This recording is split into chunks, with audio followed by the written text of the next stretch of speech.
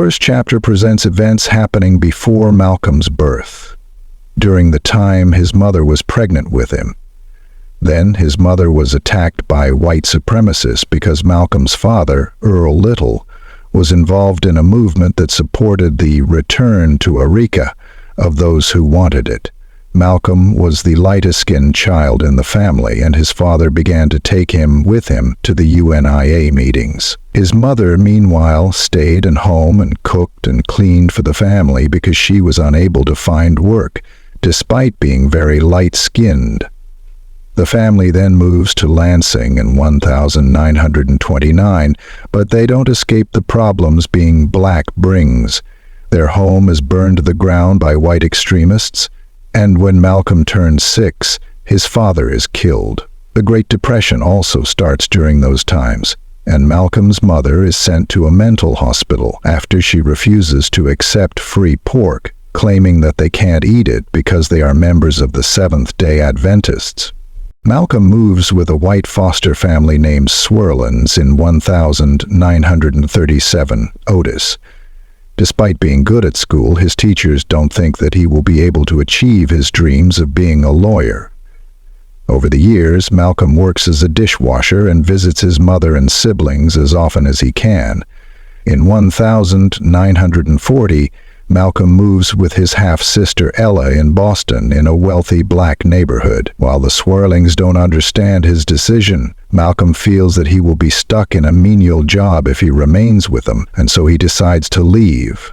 Malcolm is 15 when he decides to look for a job, knowing that he will be able to pass as being several years older. Chapter 3 presents Malcolm in Boston, exploring the new city and observing the differences between the wealthier blacks and the poor blacks. Malcolm criticizes the wealthier blacks because they try to imitate the whites, and thus Malcolm is drawn to the poor population that remain true to who they really are. Malcolm meets Shorty while frequenting a pool hall, and Shorty gets Malcolm a job in a ballroom where he works.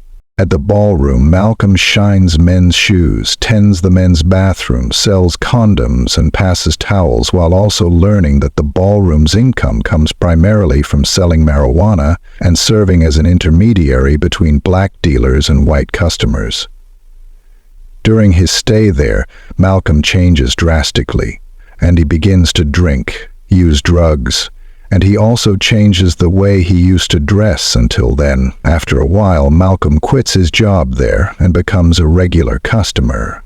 Malcolm begins to work as a clerk at a drugstore, and it's there where he meets Laura. Malcolm tells Laura about his dreams of becoming a lawyer, and she encourages him to follow his dreams.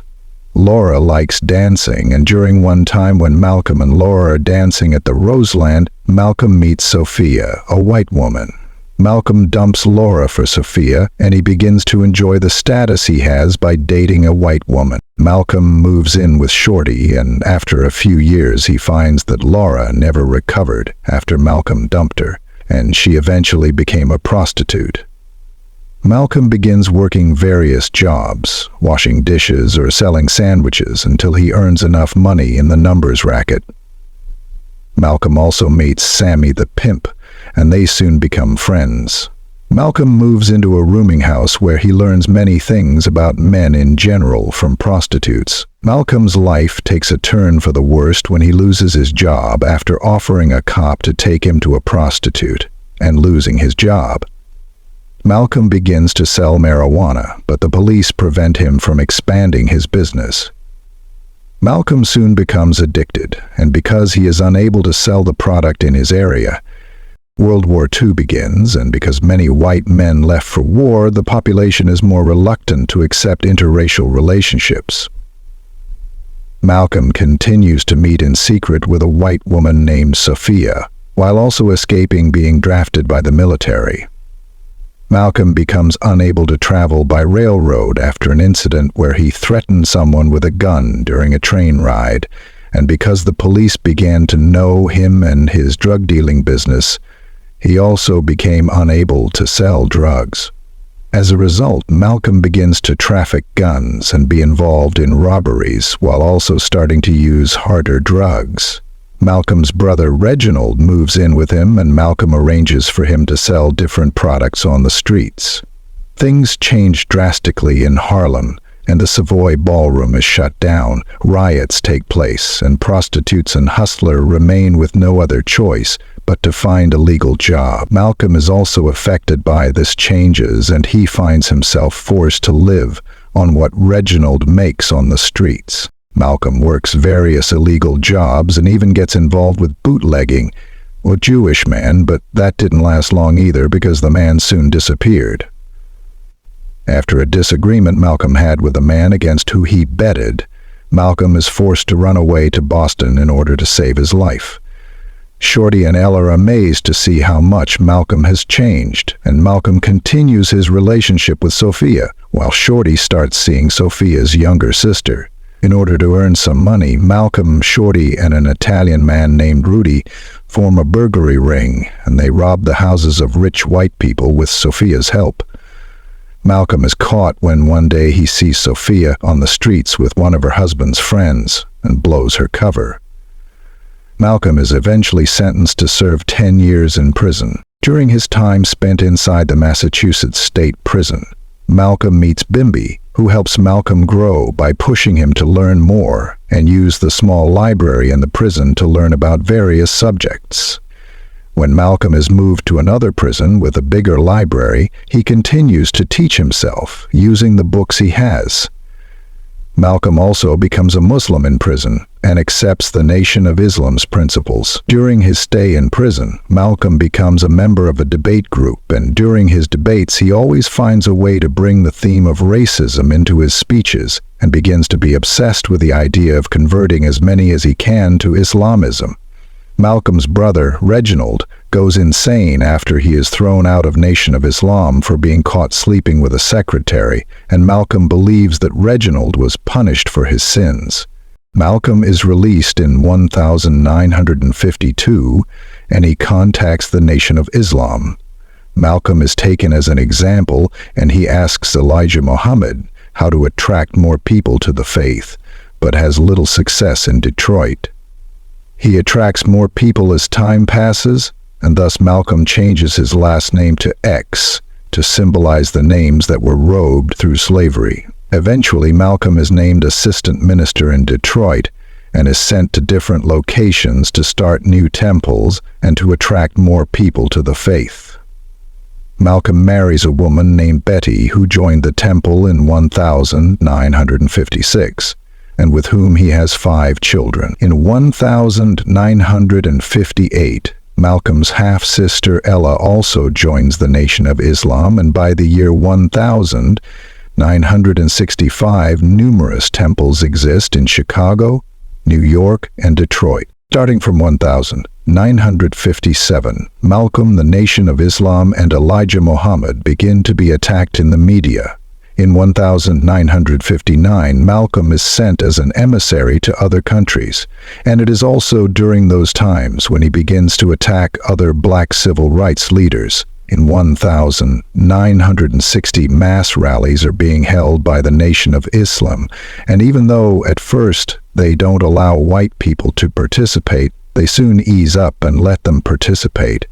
Malcolm also starts a newspaper, and slowly he takes over the Nation of Islam when Elijah Muhammad becomes too old to travel as he did before. Malcolm also starts a circuit in which he held lectures at universities, but because Elijah became jealous of his success, Malcolm gives up some of his activities. The relationship between Elijah and Malcolm suffers again when Elijah becomes involved in 2 paternity suits. Elijah doesn't confess, and the relationship between Malcolm and the Nation of Islam breaks more.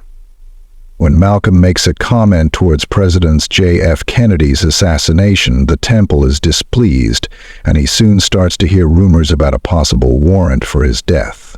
Because of this, Malcolm moves to Florida temporarily, where he stays with a boxer named Cassius Clay, who will take the name Muhammad Ali after his victory. Malcolm forms his own religious group called the Muslim Mosque in Harlem and plans to make a trip to Mecca. Because Malcolm no longer has a job, Ella is willing to pay for his trip. Malcolm arrives in Cairo, but there his passport is confiscated until it can be proven that he is indeed a Muslim.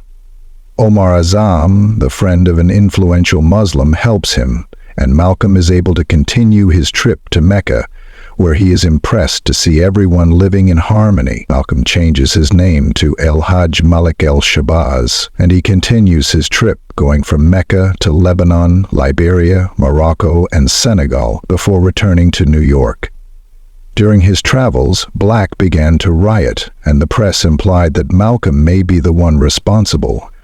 Malcolm continues to travel, and he also expresses his fears that he will suffer a violent death and that he will not be able to see the autobiography finished, this being also the last chapter narrated by Malcolm. Nietzsche discusses two types of skeptics, mediocre and intrepid. Mediocre skeptics doubt everything, so they can never take action. By contrast, the intrepid ones are strong-willed and always question things, seeking answers to their questions. Philosophers are different from scholars. While the former seek to understand the past, philosophers look to the future and try to change it for better. They challenge popular notions of their time and are often misunderstood by people around them. Socrates was a prime example of this. He challenged his aristocratic contemporaries by showing that they were no better than him in any way whatsoever. Philosophers today would probably rebel against democratic ideals, seeking solitude and difference as opposed to conformity. Philosophers often think about their ideas. They are able to do this easily and without much effort. Most people find it difficult to carefully consider their thoughts, so they don't spend a lot of time thinking about them. Nietzsche believes that great minds need to be bred and cultivated in order to develop the strength and will required for deep thought.